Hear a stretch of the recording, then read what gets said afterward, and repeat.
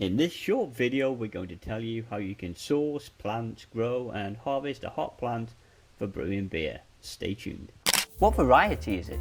Dwarf hop, because you know hops can grow quite high. I think they can grow up to 15 feet. This is the dwarf edition, which is about 6 or 7 foot. So it's called Prima Donna. I think there's a commercial name from it, but it's first gold. I looked on eBay. It cost me about £7 for a rhizome, which is a root of the hop itself. We tried some seeds as well. What happened to those? Yeah, you lost them.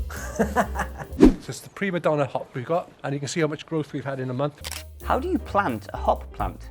To start with, plant it in a pot, covered it about 2 inches below the top level of the soil, and just water it and in the sun. For the first year, you don't get any harvest from it. You get a little growth on your stems coming up, but there's no hops, there's no flowering. But when it really got into its own is actually when you transplanted it and put it in the garden. So this is the hop.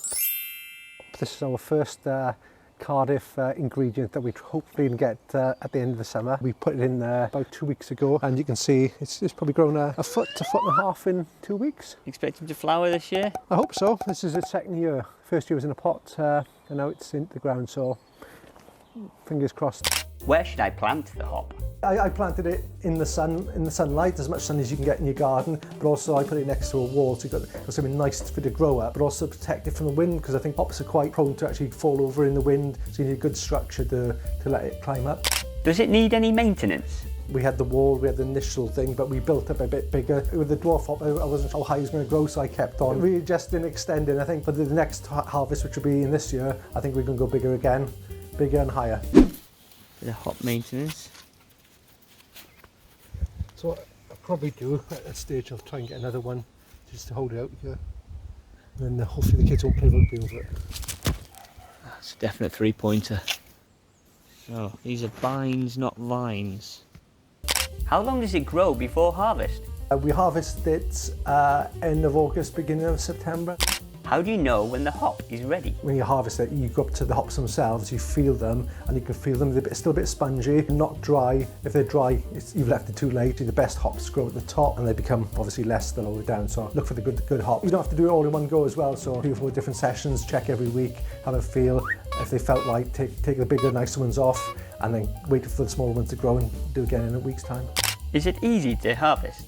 Yeah, it was pretty easy. What you kind of do is, as you're doing like a blackberry or blueberry, just get them, you pull a little twist and they come off nicely in your hand. Hold the top of it like that and you just pull. Hold the top? You just pull, yeah, so you hold that and you just pull. There we are.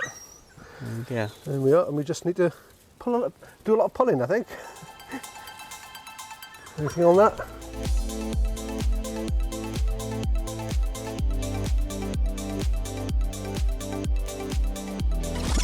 What do you do with the bines after the harvest? After you've picked everything, you cut the bottom of the bines. I cut my lawn, I just cut grass over the vines, so to keep it insulated over the winter, stop the frost getting at it. We're just chopping the plant at the bottom so it can grow back next year. So I think we leave an inch or so off the base.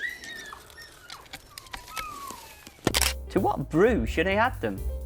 Pale ales and bitters we've done with this hop so far. I think the other important thing about the hop is we use that more towards the end for the flavouring and the aroma rather than at the beginning for the bittering. Stick to the commercial hop pellets for the bittering, but use the freshest hop for the aroma and the taste. Let's go for the big weigh-in then. What do they smell like?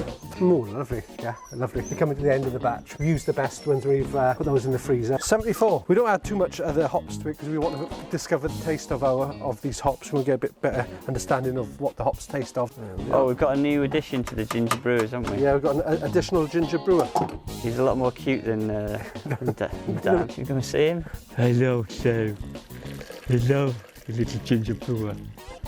But first hop addition is the Northern Brewer hop, and these in the pellet format. Why are we using pellet? The reason we're doing this is that you're better off using the bittering hops from the commercial ones. Into the hop basket? Into the hop basket, into the one-armed hop basket. Yeah, sorry about that. We have to wait a little while before we put in our dried hops. Can you see the difference between dried hops and wet hops? Can you see the difference in colour there? One's been in the freezer and dried in the oven. We now know what hop additions we're going to do. So yes. The Northern Brew's in. 15 minutes after boil.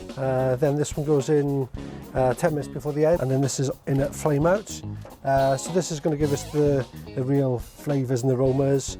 These ones are the fresh ones, so we're throwing those in slightly earlier to make sure we kill any bugs and anything else like that off. At Dan's time, we can get it in the basket. Yeah, and we'll see where this sinks or floats? Floaters. Floaters, but we have a little spoon, so we will. Oh, it looks like we've gone off boil as well. Yeah. Okay, and just adding in our third hop addition. Much easier. It's flame out, and for the final hop additions, let's cool this thing down and put it in the fermenter. Is there any difference in taste? It certainly tastes more floral for me, a bit grassier in some early instances, yeah. The house pale ale with the house hops. Oh, it's clear now. Oh, nice floral aroma. Floral with toffee though. Oh, it's lovely. I love your descriptions of beer. Yeah. Oh, it's lovely. Yeah. Should I grow a hop plant? If you want to take your brewing up a level and give your own personality to that brew as well, I think yes. I think why not? The important thing is to find a hop plant that will grow in your environment. It adds something special from yourself, from your own soil, from something the locality. Give it a go, you know. Look what type of beers you brew, because obviously the hop and the beer type go together. So find a hop that works in your condition and for the type of beer that you enjoy drinking. So it's the hops grow our garden bitter and Cardiff hop. cheers lads. Have a good one and grow your own hops. Grow your own hops.